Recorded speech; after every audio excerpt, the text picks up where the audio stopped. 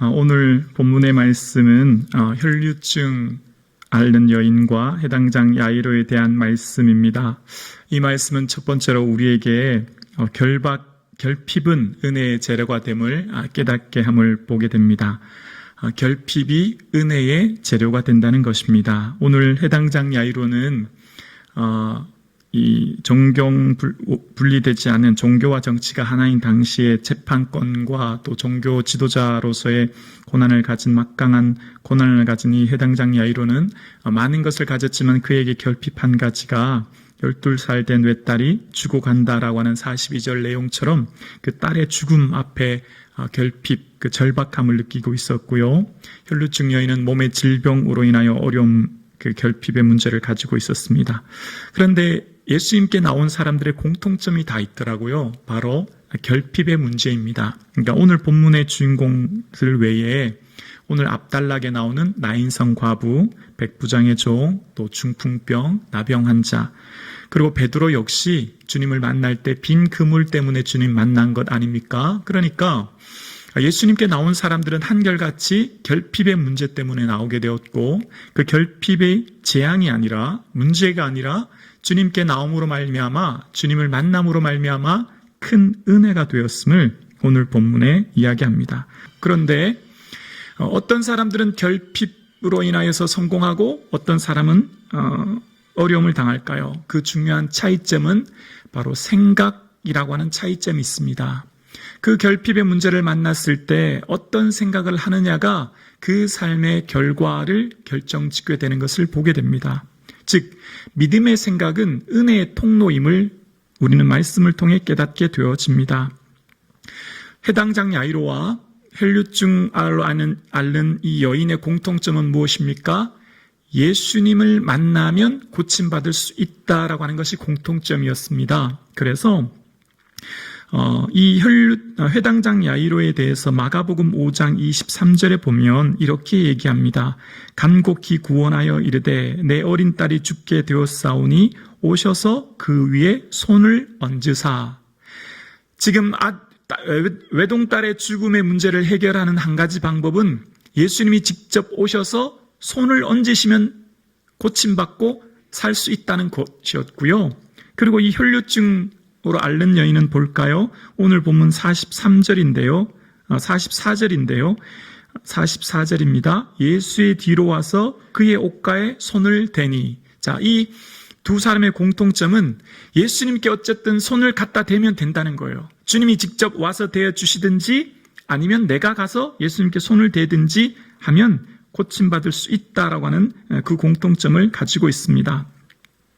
지금 이 혈류증 앓는 여인이 예수님께 가는 것은 쉽지 않은 길이었습니다. 왜냐하면 오늘 본문 42절에 보면 예수께서 가실 때 무리가 밀려들더라 이런 표현이 나옵니다. 밀려들다라고 하는 원어에는 완전히 질식시키다라는 뜻입니다. 완전히 질식시키다. 그러니까 사람이 너무너무 많은 거예요. 빼곡히 예수님 주위로 에워싸이고 있기 때문에 예수님께 가는 것이 너무너무 어려운, 정말 거기를 헤집고 가야 되는 그런 상황이 되었다는 거예요. 그리고 이 혈류증으로 앓는 여인은 마가복음에 보면 그 가진 것을 다 허비하였다라는 표현 속에 재산마저도 다 탕진하였고 관계마저도 완전히 단절된, 그리고 더 중하여졌다는 표현 속에 더 이상 이 질병을 내 힘으로 할 수 없는 불가항력적인 상황을 만난 것입니다. 자, 해당장 야이로와 혈류증 앓는 여인 두 사람의 공통점은 예수님께 손을 대면 나을 수 있다고 하는 생각이 공통점이었고요. 차이점은 해당장은 예수님이 직접 오시라는 거였고, 혈류증으로 앓는 여인은 내가 가서 예수님 만지면 된다라고 하는 그 생각의 차이는 있었죠. 자, 그래서 오늘 본문에 보면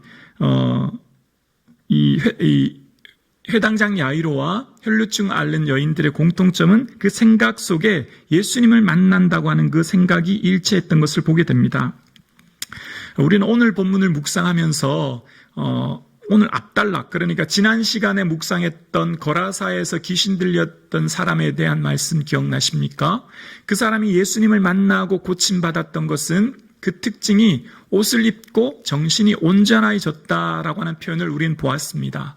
정신이 온전해지다라는 뜻은 우리 말에는 정신과 온전 두 개의 단어라고 했지만 헬라어 원어에는 한 단어라고 말씀드렸죠. 그 한 단어의 뜻은 소조라고 하는 구하다, 지키다라고 하는 단어와 이 플랜이라고 하는 생각이라는 단어가 합쳐져서 한 단어가 되었다고 말씀드렸습니다. 바로 생각을 지키는 것, 그것이 정신이 온전해진다는 것이라는 거예요. 그러니까 지금 이 앞전에 거라사 귀신 들린 사람이 예수님을 만나서 어떻게 되었다고요? 생각을 지킬 수 있게 되었다는 거예요. 더 이상 생각을 다른 것에 방해받지 않고 내가 온전히 내 생각을 지킬 수 있는 힘을 얻게 되었다는 겁니다. 그래서 지난 시간에 우리는 마귀가 주는 생각과 하나님이 주는 생각에 대해서 함께 살펴보았습니다. 인생을 살면서 가장 어려운 것이 무엇일까요? 생각 지키는 것 아니겠습니까? 내 생각을 지키는 것은 정말 힘들고 어렵습니다. 그래서 이 구약에도 보면 생각이라고 하는 단어를 이 넓은 의미의 마음이란 단어와 함께 쓰는데요. 마음이란 단어를 이 국어사전에 보면 사람의 생각, 감정, 기억 따위가 생기거나 자리 잡는 공간이나 위치라고 이야기합니다. 그러니까 생각이 자리 잡는 위치를 마음이라고 이야기하고 그것을 이제 생각이나 마음이란 단어를 구약 성경에 보면 이런 표현을 씁니다. 구약 성경에 킬리아라고 하는 단어를 쓰는데 그것은 바로 콩팥이라는 의미가 있어요. 오늘날 우리가 마음 하면 우리가 이 심장을 생각하듯이 아마 구약시대 사람들은 이 마음이나 생각을 콩팥에 있었다 생각했던 것 같습니다. 자, 그런데 레위기 4장 8절부터 10절에 보면 이런 말씀이 있습니다. 또 그 속죄 제물이 된 수송아지의 모든 기름을 떼어낼지니 곧 내장에 덮인 기름과 내장에 붙은 모든 기름과 우리 9절 함께 읽어볼까요? 9절이요. 시작. 두 콩팥과 그 위에 기름 곧 허리 쪽에 있는 것과 간에 덮인 꺼풀을 콩팥과 함께 떼어내되 10절에 화목제의 제물의 소에게서 떼어냄과 같이 할 것이요 제사장은 그것을 번제단 위에 불사를 것이며. 자, 번제단을 드릴 때 먼저 해야 될 것이 있는데 먼저 다 태우는 게 아니라 내장에 붙은 기름을 떼고 콩팥을 떼서 먼저 불살라 드리래요. 우선순위가 있대요. 예배를 드리는 데 있어서 예배의 우선순위가 있는데 그것은 바로 콩팥을 먼저 드리라, 마음을 먼저 드리라 라고 이야기합니다. 콩팥이 마음이란 의미거든요. 여기 앉아 계신 많은 분들이 이 예배당에 지금 앉아 있습니다. 그런데 몸은 와 있지만 생각은 다른 생각을 할 수 있지 않습니까? 그래서 예배의 가장 중요한 게 뭐라고요? 마음을, 즉 생각을 가장 먼저 하나님께 드림이 중요하다는 거예요. 이 킬리아라고 하는 콩팥이란 단어는 시편 7편 9절에 보면 악인의 악을 끊고 의인을 세우소서 의로우신 하나님 사람의 마음과 양심을 감찰하시나이다. 이때도 이 양심이란 단어에 킬리아란 단어를 씁니다.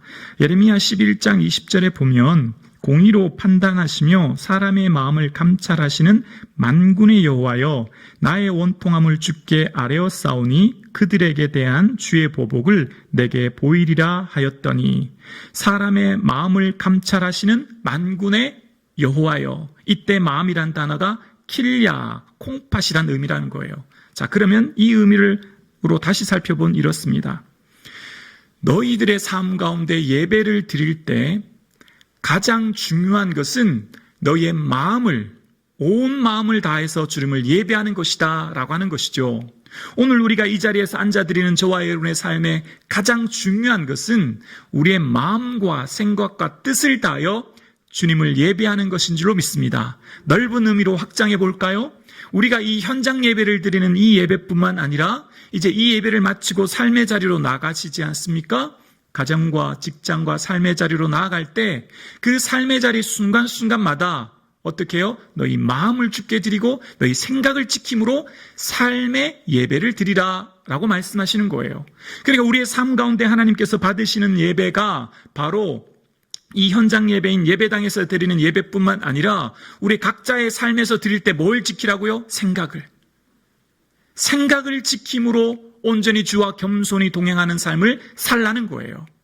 그래서 물론 이 수사학적으로 콩팥이라는 의미로 쓰였지만 이 기능적으로 현대의학적으로 콩팥이라고 하는 신장을 살펴보면 크게 두 가지가 있더라고요. 자료에 보니까 노폐물을 제거하는 기능, 그러니까 몸의 대사 과정을 통해서 독성 물질이나 노폐물을 소변으로 배출하는 기능과 두 번째는 이 조절하는 기능인데요. 혈압을 유지하거나 수분을 조절해서 몸을 일정하게 유지하게 해주는, 항상성을 유지하게 해주는 기능. 그러니까 제거와 유지의 기능이 있다는 거예요. 제거와 유지. 그래서 한번 이것을 통해서 다시 한번 생각해 보았어요. 우리의 생각 속에서 어떤 생각을 제거해야 될지, 어떤 생각을 지켜야 될지. 우리 삶 가운데 생각 속에서 우리는 흔히 5만 가지 생각을 한다고 하지 않습니까? 하루에 5만 가지 이상의 생각을 한다는 거예요. 그만큼 수많은 생각이 우리 속에 들어오고 생각을 한다는 거예요. 그런데 그 많은 생각들 중에 어떤 것은 제거해야 될 게 있고 어떤 것은 잘 유지해야 될 게 있다고 하는 것을 생각해 보아야 합니다. 뭐 어떤 것을 유지해야 될까요? 주님이 기뻐하는 생각은 잘 유지해야 되겠죠. 주님이 내 삶을 보실 때, 하나님이 나를 보실 때, 내 생각을 보시는데 그 생각 가운데 주님이 기뻐하는 생각을 잘 유지할 수 있는 저와 여러분 되실 수 있기를 주님의 이름으로 축복합니다. 그러나 또한 주님 기뻐하지 않은 생각이 있다면 마태복음 15장 말씀처럼 악한 생각, 살인, 간음, 음란, 도적질, 거짓 증거 같은 내 삶에 주님 기뻐하지 않은 생각이 들어오면 그 생각을 제거하시는, 그래서 거룩한 삶을 살아내시는 저와 여러분 되실 수 있기를 주님의 이름으로 축복합니다. 무슨 생각을 제거하고 무슨 생각을 잘 유지할지를 늘 고민하며 생각하므로 내 삶이 하나님 기뻐하는 거룩한 삶을 살아내야 된다는 거예요. 콩팥의 중요한 기능이 걸러내는 기능이지 않습니까? 필터의 기능인 거예요. 왜 생각에서 잘 걸러내야 될까요? 생각에서 애당초 생각의 싹스를 자르지 않고 걸러내지 않으면 그것이 내 마음에 착상하게 되고 그것이 자라서 나를 지배하여 내 몸으로, 내 입술로 그 문제가 튀어나기 때문이에요. 결과가 도출되기 때문입니다. 그래서 여러분, 우리의 삶 가운데 식습관이라고 하는 것들 많이 들어보셨죠? 냉장고 열어보면 거기 질병이 다 들어있다고 하잖아요. 서구화된 식상이 달고 짠 기름진 음식이 성인병에 문제가 된다고 하지 않습니까? 이 먹는 식습관이 중요하다고 얘기해요. 운전도 운전 습관이라고 얘기하지 않습니까? 운전대만 잡으면 성격이 막 거칠어지고 급해지는 분들이 있지 않습니까? 근데 생각도 습관이 있는 것 같아요. 생각의 습관 말입니다. 왜 그러냐면 어떤 분을 만나면 참 이렇게 만나고 싶고 만나면 힘이 나는 분이 있어요. 늘 긍정적인 얘기, 남을 칭찬하는 얘기, 어떤 좋은 얘기로 가득하고 그분을 만나면 늘 힘이 나요. 근데 어떤 분을 만나면 늘 남에 대한 비판, 남의 험담, 남에 대한 잘못된 점을 이야기하고, 그래서 그것을 통해서 그분들을 만나면 몸에 힘이 쭉 빠져요. 그러니까 이 생각에도 습관이 있다는 것이죠. 그래서 우리의 생각 속에는요, 독이 되는 생각이 있고 약이 되는 생각이 있다는 것을 기억해야 됩니다. 여러분, 우리가 흔히 시험 들었다고 하는 표현이 뭔지 아세요? 섭섭하다는 거예요. 섭섭하다는 거. 섭섭한 생각이 든 거예요. 내가 너한테 어떻게 했는데, 내가 그동안 내한테 해준 게 얼만데, 섭섭한 생각이 시험 들었다는 말이에요. 사단은 시험 들게 하는데요, 생각을 통해 시험 들게 해요. 그래서 그 사람과의 관계가 단절되게 하거든요. 교회 공동체는 성령님께서는 세워가게 하시잖아요. 교회 공동체는 은혜가 넘치게 하시고 교회 공동체를 통하여 이웃들에게 위로와 소망을 전하게 하시는데, 근데 교회 공동체를 무너뜨리게 하는 사단은요, 늘 사람들과의 관계 속에서 섭섭한 마음이 들게 해요. 그래서 그 생각으로부터 그 사람과의 관계가 틀어지게 하거든요.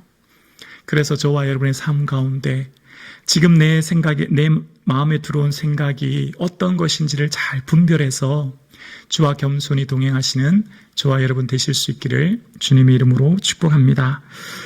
독과 약은 같은 분자 구조라고 이야기합니다. 근대의학의 개척자로 불리는 파라셀수스는 인간을 병들게 하는 것으로 인간을 치료할 수 있다고 이야기합니다. 뱀의 독은 혈압 강화제로, 보고의 독은 진통제로, 푸른 곰팡이는 페니실린의 원료가 된다는 거예요. 어떤 생각은 나의 삶을, 영혼을 죽이고 나의 삶을 고통스럽게 하고 힘들게 하는 생각이 반드시 있는 반면, 어떤 생각은 내게 약이 되어서 보약제와 같은 생각이 있다는 거죠. 같은 물을 마시는데 그 같은 물로 뱀은 독을 만들어내고, 같은 물을 마시는데 그 물로 젖소는 우유를 만들어내죠. 우리의 삶 가운데 하나님께서 주시는 내 몸, 내 삶에, 그래서 늘 내 생각을 잘 유의해야 됩니다. 약이 되는 생각인지 독이 되는 생각인지를 구별해야 됩니다. 오늘 혈류증 걸린 여인과 회당장 야이로의 삶 가운데 결핍의 문제를 만났습니다. 그 문제는 그들을 고통스럽게 하는 것이었고, 딸의 죽음과 병의 중대함으로 말미암아 절박함은 그들을 더 이상 한계 상황 가운데 몰아놓을 수밖에 없는 상황이었습니다. 즉, 그 환경 때문에 그들은 절망할 수밖에 없는 상황이었죠. 그런데 그들이 그때 무슨 생각을 했습니까? 예수님께 나아가면 고침받을 수 있다고 하는 생각이었죠. 즉, 우리의 삶 가운데 결핍의 문제를 만나면 예수님께 나아가야 됩니다. 그때 우리는 해결함을 받게 되는 줄로 믿습니다. 눈에 보이지 않는 작은 생각, 작다고 하는 표현이 맞는지 모르겠습니다. 미미한 이 작은 생각이 한 사람뿐만 아니라 공동체 전체를 어렵게 할 수도 있습니다. 1912년 4월 10일 2224명을 태운 거대한 유람선이 대서양을 항해합니다. 그런데 그 배는 4일 뒤인 4월 14일 밤 11시 40분 빙하와 부딪혀서 약 3시간 후 새벽 2시 20분 침몰하죠. 그리고 그 배에 탄 1514명이 모두 목숨을 잃습니다. 그 원인은 에드워드 존 스미스라고 하는 선장의 방심한 탓이었습니다. 여러분 잘 아는 타이타닉에 대한 이야기예요. 에드워드 존 스미스는 그 빙산도 이 배는 능히 이겨낼 수 있다고 하는, 빙산에도 끄떡없다고 하는 선원들의 경고를 무시한 거죠. 배의 방향을 바꿔야 함에도 불구하고 항로를 바꾸지 않음으로 말미암아 수많은 사람들이 죽음을 경험하게 되었습니다. 공동체라고 하는 큰 공동체요. 이 성북중앙교회라고 하는 큰 공동체, 또 뿐만 아니라 우리 가정을 이루는 아버지, 어머니, 아들과 딸이라고 하는 이 가정도 마찬가지예요. 교회가 깨지고 가정이 깨지는 건요, 한 사람의 작은 생각 때문일 수 있어요. 그 한 사람의 작은 생각, 미미한 생각, 보이지 않은 생각이요, 수많은 사람들에게 파급 효과가 있거든요. 그 생각은 반드시 잉태하게 되어 있어요. 행동으로, 말로. 그리고 그 생각은 타인에게 영향을 주게 되어 있고 도미노처럼 수많은 사람들에게 아픔을 주게 되어 있습니다. 그래서 내 삶 가운데 생각은요, 지키는 것이 너무너무 중요해요. 여러분, 예배드리는, 여기 앉아서 예배드리는 분들 표정을 보면 좀 보이는 게 있어요. 근심이 있는지, 걱정이 있는지, 또 어떤 분이 말씀을 듣는지 안 듣는지도요, 저는 보여요. 참 신기해요. 지금 딴 생각하고 있는지 말씀 듣는지를 보여요. 그게 설교자에게 주신 하나님의 은혜인가 봐요. 그런데요, 여러분 한번 생각해 보세요. 여러분 손자들 생각하면 어떤가요? 기분이 좋아요. 행복해요. 그래서 휴대폰에 있는 손자들 보기만 해도 너무너무 기분 좋아요. 그런데 순간 과거에 내게 상처 줬던 사람, 섭섭하게 했던 말 생각하면 어떻습니까? 얼굴이 찡그러져요. 기분이 나빠요. 마음이 무거워요. 현재의 내 몸을 과거의 생각이 억누를 수도 있고요. 현재의 내 몸을 미래에 둠으로, 소망을 바라봄으로 행복해질 수도 있어요. 지금 내 몸은요, 무슨 생각을 하느냐에 지배를 받아요. 지금 내 몸은요, 내 삶은요, 얼마나 중요한 것이 생각인지 몰라요. 그런데 중요한 것은 그 생각이 내 마음대로 지켜지지 않는다는 데 문제가 있어요. 무슨 전기 스위치 켜듯이 똑딱 켤 수 있는 게 아니라 그 내 마음, 내 생각 지키는 것은 정말 어려워요. 그래서 중요한 게 여호와의 율법을 주야로 묵상하는 힘이 필요합니다. 말씀을 붙들어야 그 말씀이 나를 붙들어 주세요. 주의 말씀대로 나를 붙들어 살게 하시고 내 소망이 부끄럽지 않게 하소서.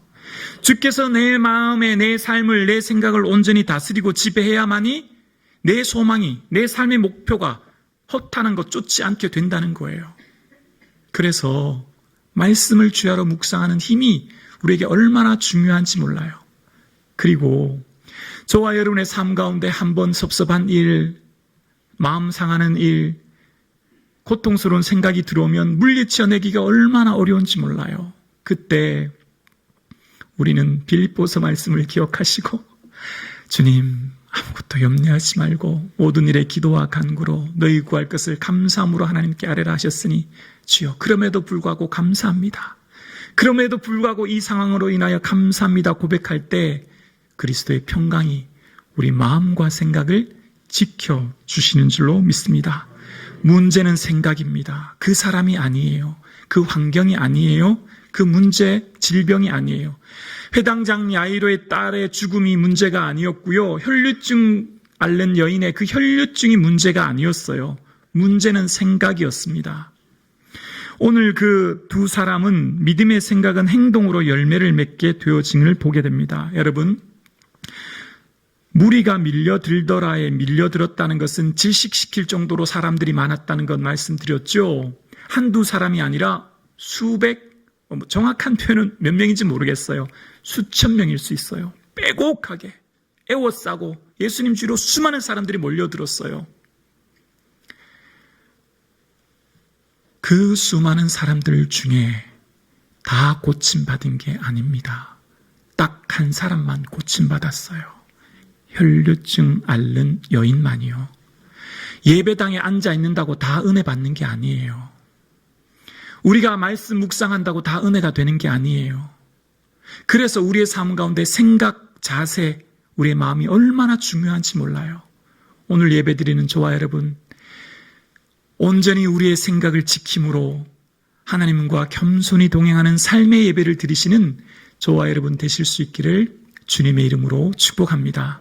오늘 혈류증 앓는 여인은요, 옷가에 손을 대었다라고 44절에 이야기하거든요. 근데 원어에 보면 조금 다른 의미가 숨겨져 있는데 이 원어에 가깝게 번역한 것이 세번역 성경이에요. 그래서 세번역 성경에 보면 이 여자가 뒤에서 다가와서 예수의 옷술에 손을 대니라고 이야기합니다. 옷술이라는 표현이 있어요.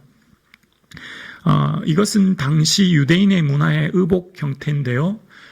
네모난 옷에 중간에 구멍이 뚫렸고 내 모퉁이에 술이 달려있는 옷이거든요. 이렇게 뒤집어 쓰는 옷 말입니다. 그래서 그때 당시 유대인의 문화에는 술을 달게 되어 있는데 그 술을 달라라고 민수기 15장 38절에 이렇게 이야기합니다. 이스라엘 자손에게 명령하여 대대로 그들의 옷단귀에 술을 만들고 청색끈을 그 귀에 더하라 라고 이야기합니다. 이것은 하나님이 하라고 말씀하신 의복에 대한 규례예요. 왜 하라고 했는지 볼까요? 그 이유를 민수기 15장 39절에 이렇게 이야기합니다. 우리 자막 보시면서 함께 읽어볼까요? 시작. 이 술은 너희가 보고 여호와의 모든 계명을 기억하여 준행하고 너희를 방종하게 하는 자신의 마음과 눈의 욕심을 따라 음행하지 않게 하기 위함이다 라고 이야기합니다. 의복의 규례를 말씀하신 이유는 그 옷에 달린 술을 보면서 말씀을 늘 기억하라는 거예요. 그래서 방종하지 않도록, 방탕하지 않도록 옷에 달린 술을 보면서 늘 경건을 유지하며 말씀을 기억하는 삶을 살기 위해 그렇게 해주셨다는 거죠. 자, 그러면 다시 한번 이 말씀을 묵상하면 이렇습니다. 혈류증 앓는 여인은 분명한 목적을 가지고 예수님께 다가갔습니다. 어떤 생각이었습니까? 예수님께 손을 대면 낫겠다고 하는 생각이었죠. 그리고 그냥 우리 표현에는 옷자락이라고 얘기하지만 원어 성경에는 예수님의 옷술이라고 이야기하면서 그 모퉁이에 있는 술을 만졌다는 거예요. 말씀을 기억했다는 거죠. 주님은 창조주이심을 믿습니다. 여호와 라파의 하나님을 믿습니다. 치유의 하나님을 믿습니다. 내가 지금 더 중해지고 재산을 탕진하고 관계가 끊겼지만 예수님의 옷을 만질 때 나는 치유함을 믿습니다. 라고 하는 말씀에 대한 기억이었죠. 오늘 혈류증 앓는 여인은 수만 수천의 사람들이 예수님께 다가가 주를 만졌지만 아무도 구원 얻지 못했고 치유함을 얻지 못했지만 이 여인 한 사람만은 고침받게 되었습니다. 오늘 예배드리는 저와 여러분, 예배드리는 이 시간 우리의 마음과 뜻과 정성을 향해 주께 예배하는 저와 여러분 되실 수 있기를 주의 이름으로 축원합니다. 뿐만 아니라 우리의 삶의 예배가 이 예배당을 벗어나 가정과 직장과 삶에서 우리의 생각을 지킴으로 겸손히 주와 동행하여 거룩한 산제사를 드리는 저와 여러분 되실 수 있기를 주의 이름으로 축원합니다. 하나님 뭘 기뻐하실까요? 우리의 삶 가운데 무엇이 재산 목록 1호가 되어야 할까요? 하나님께 드려야 할 것이 무엇일까요? 바로 예배인 줄로 믿습니다. 어떤 옷을 입었는지, 무엇을 먹고 살았는지, 어떤 집에 살았는지가 중요한 게 아니라 하나님 앞에 섰을 때 그거 보시지 않을 거예요. 하나님 얼마나 많은 것을 주께 우리의 삶에 할 수 없는 것들을 요구하시는 그런 하나님이 아니시잖아요. 하나님께서 원하시는 것, 하나님 찾는 사람, 영과 진리로 예배하는 자를 찾는다 말씀하고 계세요. 하나님 저와 여러분에게 요구하시는 것은 할 수 없는 불가능한 일들을 요구하는 게 아니라 하나님께서 주어진 삶의 자리에서 주를 겸손히 동행하고 예배하는 예배자를 주님께서 찾으시는 줄로 믿습니다. 그 예배의 삶은 생각을 지킴으로 하루 24시간 365일 매 시간 예배의 삶이 되는 거예요. 설거지하면서, 운전하면서, 직장에서 어떻게 해요? 생각을 주께 고정함으로, 예수 그리스도를 깊이 묵상함으로, 위의 것을 생각함으로, 하나님 나라를 묵상함으로 우리의 삶 전체가 예배의 삶이 되는 것이며 우리의 삶 전체가 하나님 나라가 되는 줄로 믿습니다. 그러므로 오늘 예배드리는 저와 여러분의 삶 가운데 내 마음을 잘 살펴 독이 되는 생각이 있다면 제거해 버리시고 말씀 붙들어 약이 되는 생각으로 한 주간의 삶 힘차게 살아내시는 저와 여러분 되실 수 있기를 주님의 이름으로 축복합니다.